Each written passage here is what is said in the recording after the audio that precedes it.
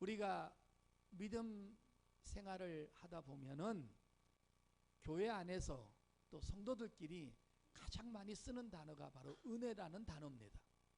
우리가 예수 바깥에 있었을 때는 은혜라는 단어를 잘 쓰지 않았어요. 근데 교회 들어오면 유독히 많이 쓰는 단어가 바로 이 은혜라는 단어입니다. 여러분 보세요. 은혜 받았습니다. 목사님 말씀이 은혜스러웠습니다. 누가 간증하고 나면 은혜스러운 간증이었습니다. 누가 찬양 인도하고 나면 너무 오늘 찬양 인도가 은혜스러웠습니다. 또 은혜 시간이었습니다. 정말 은혜로운 시간이었습니다라고 하면서 우린 은혜에 대해서 계속 말을 합니다. 어떤 사람은 은혜를 너무 좋아하다 보니까 여자분이 화장을 예쁘게 한 것도 너무 은혜스럽게 했습니다라고 하는 사람도 있습니다. 또 어떤 분은 너무 은혜스럽게 생겼습니다라고 하는 사람도 있습니다. 하여간 은혜라는 말을 참 우리가 많이 쓰게 됩니다. 하나님께서는 우리 성도들에게 은혜를 주시기를 원하고 또 우리도 하나님의 은혜 때문에 우리가 살아가게 되는 줄 믿습니다. 저는 오늘 하나님의 은혜가 너무 많이 있지 않습니까?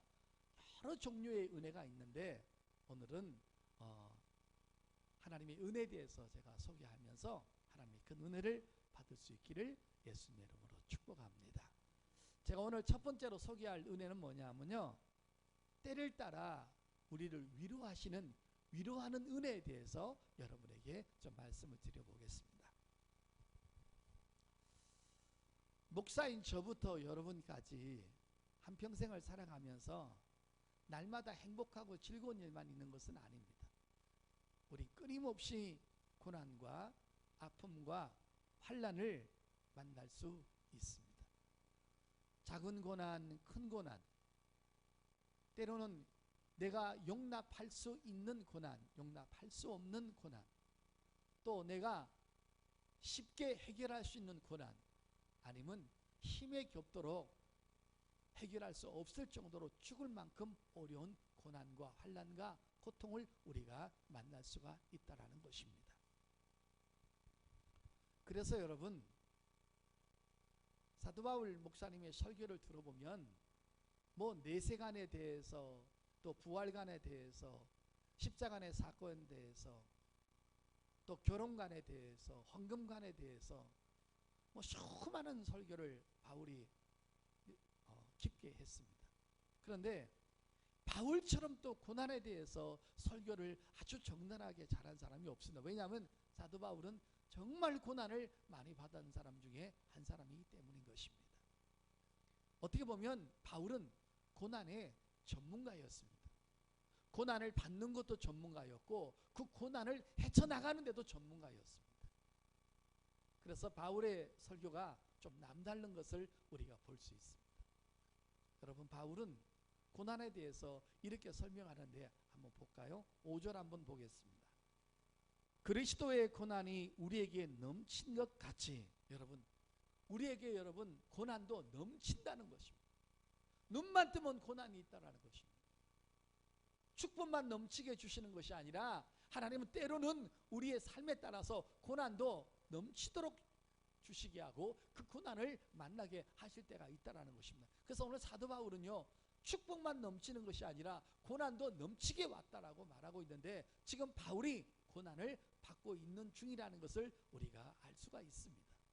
그 다음에 고난도 여러 가지 고난이 있지만 이런 고난도 있죠. 8절 볼까요? 형제들아, 우리가 아시아에서 당한 환난이나 고난이나 똑같은 말이죠. 너희가 모르기를 원하지 아니하노니 힘에 겹도록 심한 고난을 당하여 살 소망까지 끊어지고 그랬습니다. 그러니까 힘에 너무 부딪히는 고난도 있다는 것입니다. 그래서 내가 어떻게 살아야 되는지, 하나님 차라리 나를 데려가 주세요. 나 이 땅에 더 이상 못 견디겠습니다 라고 할 만큼 정말 살 소망이 끊어질 것만한 그런 힘에 겨운 고난도 있었다는 것입니다. 여러분, 저는 그런 고난을 제가 볼 때는 여러 번 당했습니다. 강원도에서 교회 짓다가 업자가 잘못해가지고 그 교회가 무너져 내렸을 때 너무 고통스러웠습니다. 그 사람은 돈 다 받아먹고 도망가 버리고, 지나가는 사람마다 아니 저 교회는 왜 벽돌이 무너졌냐고 그럴 때마다 너무 창피해서 숨어 다녔어요. 그런 고난이 왔을 때가 있었습니다. 하여간 큰 고난 작은 고난, 여러분 일생을 살아가면서 여러분 고난 얼마나 많이 당하십니까?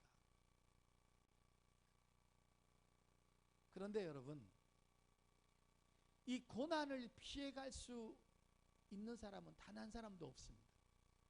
나는 고난과 전혀 관계없는 인생을 살 수 있다라고 장담할 사람도 지구상에 단 한 사람도 없다라는 것입니다. 경제적인 고난을 만날 수 있고요, 질병의 고난을 만날 수 있고요, 정신적인 고난을 만날 수 있습니다. 그 다음에 사람이 살아가면서 사람과 사람 사이에 관계적인 고난도 만나서 정말 서로가 불편하고 힘들 때가 있는 것입니다.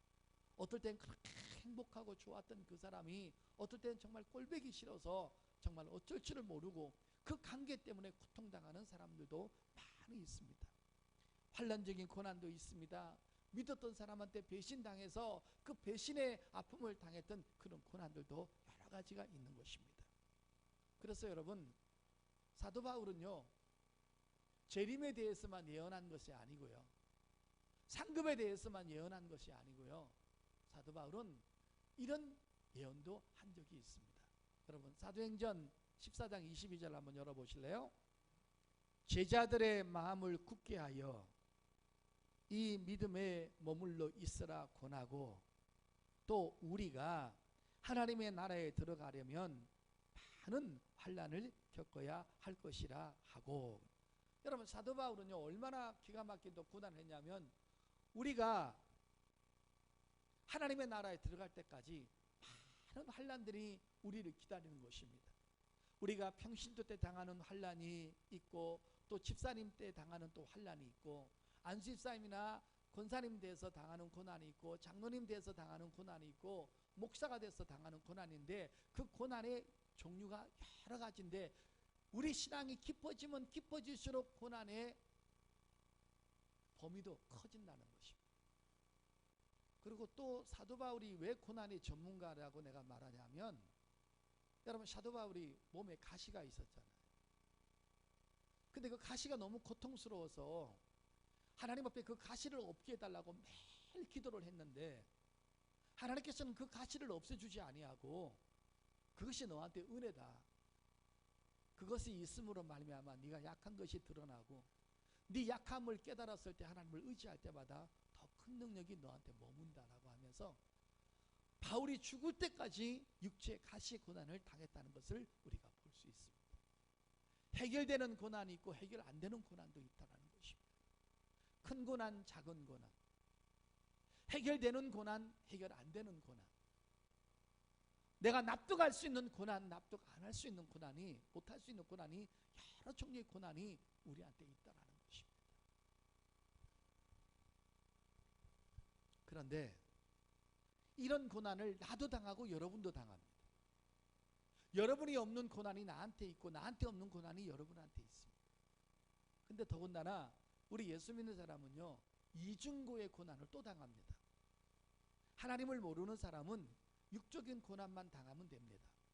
근데 우리는 영적인 생활과 믿음 생활을 해야 되기 때문에 교회 안에서 당하는 고난, 관계성에서 당하는 고난, 또 주의 뜻대로 살려고 하는 고난, 주의 뜻을 이루기 위해서, 직분을 이루기 위해서 열심히 하는 고난, 이런 많은 고난이 불신자들보다 더 있다라는 것입니다. 그래서 우리는 이중적인 고난이 있다라는 것입니다. 육의 사람은 육의 것만 해결하면 되지만 우리는 육의 것을 해결해야 되고 영의 것을 해결해야 되기 때문에 우리는 여러 가지의 고난을 당할 수 있다라는 것입니다. 그런데 그런 고난과 아픔과 환난을 당하면서 오늘 우리가 이 말씀을 듣는 이 자리까지 있을 수 있었던 것은, 이것은 전적인 하나님의 은혜인 것입니다.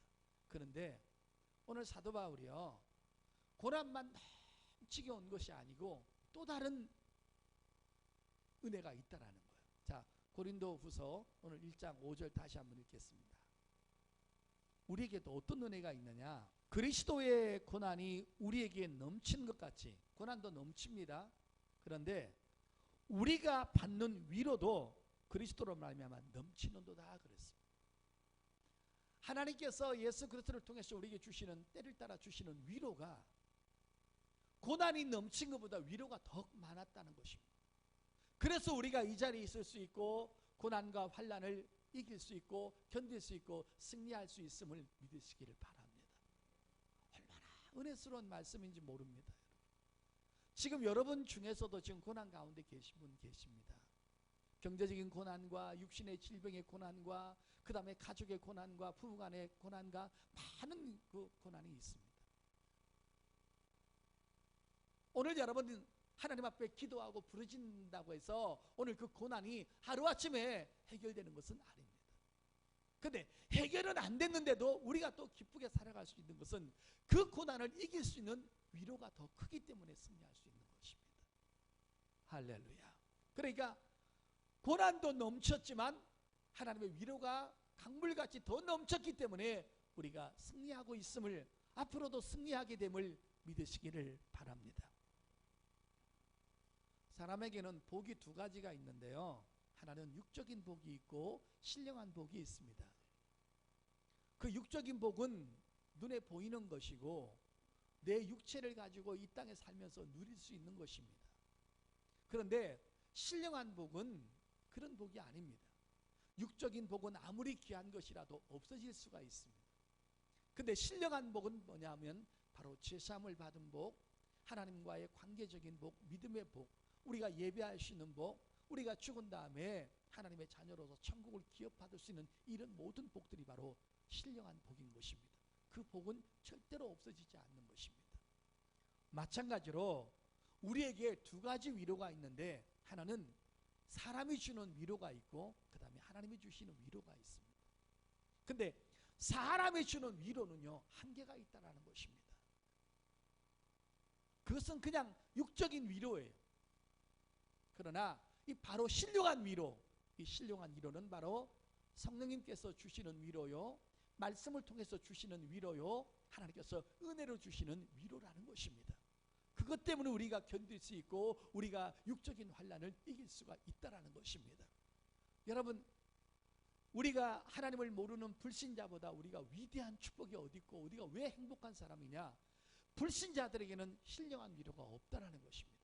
하나님의 위로가 미치지 않는다는 거예요. 그런데 우리가 예수 믿고 구원받아 하나님의 자녀로서 살아가는 동안에 우리가 수많은 환난을 당할 때 바로 신령한 위로, 하나님의 위로가 있기 때문에 우리가 승리하게 되고 우리가 행복한 자라는 것을 오늘 다시 한번 깨달을 수 있기를 예수 이름으로 축복합니다. 우리에게는 신령한 복이 있어요. 신령한 위로가 있습니다. 이게 바로 하나님의 위로인 것입니다. 여러분, 때로는 제가 개인적인 고난을 받아서 힘들 때가 있는데 우리 박 목사가, 제 아내가 옆에서 여보 힘내, 우리 옛날에 이거보다 더 큰 고난 받았잖아, 힘내 힘내 하는데 그 힘내 힘내 해놓으면서 그 말을 들을 때는 잠깐이에요. 그리고는 힘내 힘내 해놓고는 어디론가 가버립니다. 홀라당 마실 가버립니다. 그런데 여러분, 사람의 위로는 잠시적이요, 사람은 말만 해놓고 없어지지만 성령의 위로는 내 속에서 나를 떠나지 아니하시고 끊임없이 내게 위로해 주시는 것입니다. 그것이 바로 우리 삶 속의 행복이요 축복인 줄 믿습니다. 그래서 불신자들에게 없는 것이 바로 이 신령한 위로, 하나님의 위로가 우리가 갖고 살아가기 때문에 우리가 복된 사람인 줄 믿습니다. 그러니까 주부 여러분, 땅을 치면서 나는 불행해, 아이고 내 남편이 내 마음을 몰라줘, 내버려 두세요. 여러분, 몰라줄 수밖에 없습니다. 여러분, 그러면 남편의 위로를 여러분이 다 할 수 있습니까? 여러분, 성도들의 고통을 목사가 다 아나요? 목사의 고통을 성도들이 다 아나요? 다 각자의 고난이 있는 것입니다. 아내의 고난을 남편이 모르고요, 남편의 고난을 아내가 모릅니다. 여러분, 자식의 고난을 부모가 다 안다고 생각하세요? 여러분, 애들요 중학교 3학년 되면요 얼마나 걔네들이 고난이 많은 줄 아세요? 고등학교 3학년 돼보세요. 얼마나 고난이 큰 줄 아세요?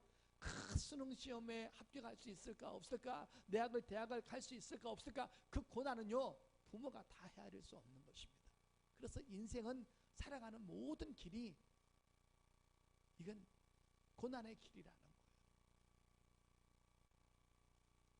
여러분, 어떤 사람이요 시간을 연구하는 사람이 인간이 70년을 살았을 때 70년 동안 사는 동안에 코미디 보고 웃고, 또 라디오 소리 듣고 웃고, 책 보다가 웃고, 또 사람 만나서 깔깔대고 수다 떨고 하하하 호호호 하는 그런 시간이 다 합해봐야 24시간도 안 된대요.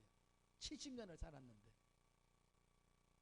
근데 마음의 근심과 고난을 당한 시간을 보면요 그거 연구하다가요 시간이 안 나오더래. 너무 많아가지고.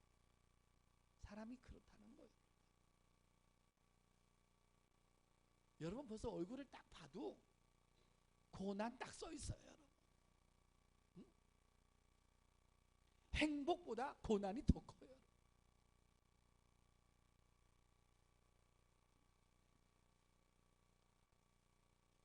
오늘 고난의 전문가 나오라 그러면 사도 바울입니다. 돌에 맞아 죽기도 하고, 강줄이 타고 도망가기도 하고, 굶어보기도 하고, 옥에 갇혀보기도 하고, 흑암에 갇혀보기도 하고, 독사에 물려보기도 하고, 참 고난만, 얼마나 많이 맞았는지 사람이 죽은 자를 갖다 버리기도 하고. 그런데 사도 바울의 이 설교 메시지를 들어보면 얼마나 희망적이냐. 바로 그런 가운데서도 자기가 승리할 수 있었던 것은 고난이 넘쳤지만 그 고난을 이기지 않는 하나님의 위로도 넘쳤다는 것입니다. 할렐루야. 구약에 하나님의 대선지자들도 주의 일을 하다가 뜻대로 되지 않아서 그렇게 상태에 빠져가지고 더 이상 그 일을 감당할 수 없을 정도로 큰 고난에 빠진 적이 있습니다. 그래서 그 주의 일을 놔버리고 하나님 차라리 저를 데려가 주십시오. 더 이상 주의 일을 못하겠습니다. 그때 하나님이 그를 위로하시는 장면이 하나 나오는데 너무 아름다운 장면이라 한번 소개하겠습니다. 열왕기상 19장입니다. 1절부터 8절까지 보겠습니다. 아합이 엘리야가 행한 모든 일과 그가 어떻게 모든 선지자들을 칼로 죽였는지를 이사벨에게 말하니 이세벨이 사신을 엘리야에게로 보내어 이르되 내가 내일 이맘때에는 반드시 내 생명을 저 사람들 중 한 사람의 생명을 갖게 하리라.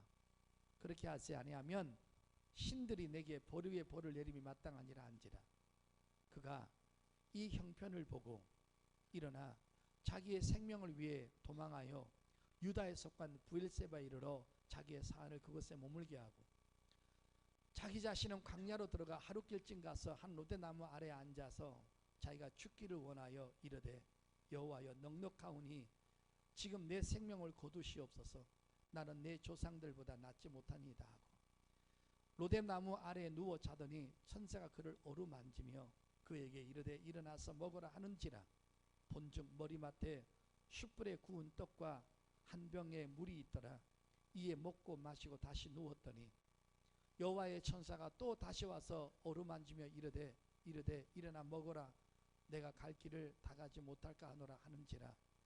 이에 일어나 먹고 마시고 그 음식 물의 힘을 의지하여 40주 40야를 가서 하나님의 산 호렙에 이르니라. 아멘. 세상에 바알신 섬기는 사람하고 아세라 섬기는 사람 850명을 하늘에서 불 떨어뜨려 가지고 처단을 했음에도 불구하고 사람이 마음이 너무 강팍해져 가지고 그거를 보고도 회개를 안 하는 거예요. 이세벨이 얼마나 독종이고 악한지 네가 내 제사장들을 죽였으니까 나도 사람을 반드시 너한테 파송해서 네가 내 제사장을 죽인 것처럼 그 중에 한 사람처럼 너도 죽을 것이다. 그 말을 딱 듣자마자 엘리야가 갑자기 두려움이 온 거예요. 하나님의 능력이 없어져 버리고 하나님이 안 보이기 시작하고 이세벨만 보이기 시작하는 거예요. 그래가지고 여러분 사환을 데리고 광야까지 도망을 가서 그 도망간 다음에 광야에다가 그 사환을 남겨놓고 내려놓고 또 자기는 하루 길로 토끼입니다. 로덴나무 밑에서 먹지도 않고 마시지도 않고 그냥 죽으려고 한 거예요. 금식하면서 안 먹으니까 죽지요 뭐. 근데 여러분 하나님이 천사를 보내서 어루만져서 그를 다 먹이십니다. 근데 얼마나 엘리야가 그렇게 빠졌는지 먹고 마시고 기운을 좀 차려넣었으면 다시 사명을 감당해서 어머나 하나님 살아계시네 어머머 이래야 되는데 먹고 또 잡니다. 하나님이 이 정도 되면 뿔딱지가 날 정도가 돼가지고 야 빨리 일어나 이럴 수 있는데 또 사람을 보내서 또 만집니다. 여러분 이게 끊임없는 하나님의 위로와 자비인 것을 믿으시길 바랍니다. 아까 사도 바울이요 하나님을 소개할 때 뭐라고 했어요? 자비의 하나님이라고 그랬어요. 그 바로 자비가 끝이 없는 하나님의 위로를 말하는 것입니다. 하나님의 긍휼을 말하는 것입니다. 사랑하는 성도 여러분, 여러분 주일 하다가 그렇게 빠질 때 있어요. 실수할 때 있어요. 그 직분 내팽개치고 하나님 나 몰라라 할 때 있어요. 그래도 하나님은 끊임없이 여러분 찾아가셔서 자 여러분 구약 배경이니까 구약 배경으로 설명을 한 거예요. 구약에는 예수님 오시기 전이었기 때문에 우리 영혼의 죄가 해결되지 않았기 때문에 성령이 직접 그 사람 속에 들어가서 역사하실 수가 없는 거예요. 그래서 하나님의 마지막 방법은 바로 천사를 동원해서 그를 위로해 주는 방법밖에 없는 거예요. 근데 예수님 오셔서 십자가의 죽으심으로 말미암아 우리의 영혼의 죄를 사해 주셨기 때문에 내가 예수 딱 믿는 순간에 우리 영혼 속에 바로 성령님이 들어오셨어요. 그래서 이때는 성령께서 나를 직접 핸들링하고 내게 직접 위로하시는 거예요. 성령께서 말씀을 통해서 위로하시고 때로는 찬양을 올려드리다가 위로하시고 때로는 기도하다가도 힘을 주시고 위로하시고 때로는 은혜로운 간증을 듣다가 위로하시고 때로는 회개형을 쳐줘서 위로하셔서 성령께서 다양한 방법으로 여러분에게 은혜를 주시고 위로해 주시는 것을 믿으시기를 바랍니다. 할렐루야. 그러니까 구약 배경의 마지막은 천사예요. 그러나 신약의 절정은 바로 성령의 위로인 것입니다. 이제 성령은 내 속에서 영원히 떠나지 아니하고 언제나 어떻게 하면 저를 살릴까? 어떻게 하면 저를 위로할까? 그것만 고민하시는 분이 성령님인 줄 믿습니다. 자, 성령님은 눈에 안 보이셔요. 그분은 영으로 역사하시기 때문에 그렇다고 여러분이 그분의 은혜를 없다라고 말을 하면 안 되고 그분의 은혜를 거부하면 안 되는 것입니다. 눈에 보이지 않지만 하나님은 비형성 비물질이기 때문에 눈에 볼 수 없어요. 오늘 성령께서도 눈에 보이지 않습니다. 그러나 성령은 눈에 보이지 않지만 끊임없이 내 마음 속에서 내 환경 속에서 말씀 속에서 찬양 속에서 기도 속에서 나를 위로하고 계시는 것을 믿으시기를 바랍니다. 이 설교를 하다 보니까 정말 구약 배경과 똑 떨어지는 아주 중요한 내용이 하나 있어서 말씀드려보겠습니다. 여러분 민수기 11장을 열겠습니다. 7절부터 9절입니다. 만나는 가시와 같고 모양은 진주와 같은 것이라 백성이 두루 다니며 그것을 거두어 맷돌에 갈기도 하며 절구에 찢기도 하고 가마에 삶기도 하여 과자를 만들었으니 그 마치 기름 섞은 과자 맛 같았더라. 밤에 이슬이 진영에 내릴 때 만나도 함께 내렸더라. 아멘. 여러분 저 보세요. 이스라엘 백성들이 애굽에서 나와가지고 광야를 40년을 살아갑니다. 그때 모세가 시내산에서 하나님의 율법을 받아와서 하나님이 어떤 분인지 하나님을 어떻게 섬겨야 되는지 너희를 애굽에서 왜 구원했는지 너희는 앞으로 누구를 위해서 살아야 되는지 이것들을 쭉 가리킵니다. 그런데 광야 40년을 살아가는 동안에 그들이 광야 40년을 끝내고 가나안 땅에 정착할 때까지 40년 동안 단 하루도 빠지지 않고 내린 것이 바로 만나였습니다. 만나를 계속 내려줬기 때문에 그 만나를 먹는 순간에 그 만나 안에 동물성과 식물성과 비타민 A, B, C, D가 다 들어가 있어서 그것만 먹기만 하면 절대로 여러분 영양실조 걸리지 않고 몸도 엄청나게 부흥되지도 않고 적절하게 살아가는 것입니다. 하나님의 솜씨가 위대한 것입니다. 만나가 얼마나 맛있는지 까자 같기도 하고 기름맛 나기도 하고 삶아 먹기도 하고 구워 먹기도 하고 그냥 먹기도 하고 기가 막힌 음식을 주었습니다. 그거 먹고 살아갔습니다. 근데 여러분 꼭 기억하십시오. 만나는 눈에 보였습니다. 그런데 그 만나가 내릴 때마다 눈에 보이지 않게 날마다 내린 것이 바로 이슬이었습니다. 이슬과 만나는 함께 내렸던 것입니다. 여러분 비가 좋기는 좋은데요, 비가 너무 많이 내리면 홍수 나서 사람이 피해를 입습니다. 그런데 이슬은 아무리 내려도 절대 사람이 피해를 입지 않습니다. 여러분 비가 안 와도 사람이 살 수 있는 것은, 풀이 살 수 있는 것은 이슬 때문에 사는 것입니다. 이슬을 걷어가면 초목도 못 살고 짐승도 못 살고 아무도 못 사는 것입니다. 태양이 바짝바짝 말라 들어가서 아무 짐승, 그래서 비는 안 와도 산에 이슬이 내리는 것입니다. 이슬은 눈에 보이지 않습니다. 성도 여러분, 그 바로 이슬이 하나님의 은혜인 것입니다. 우리가 눈에 보이지 않지만 이슬이 날마다 내려서 자동차 백미라를 촉촉이 적시고 산천초목의 잎사귀에 물방울이 끼는 것처럼 이슬이 언제 내리는지 모릅니다. 근데 아침에 보면 물방울이 끼어 있습니다. 하나님의 은혜가 언제 역사할지 모르지만, 눈에 보이지 않지만 그 하나님의 위로의 이슬의 역사가 우리에게 시시때때로 있기 때문에 우리가 여기까지 온 줄 믿습니다. 오늘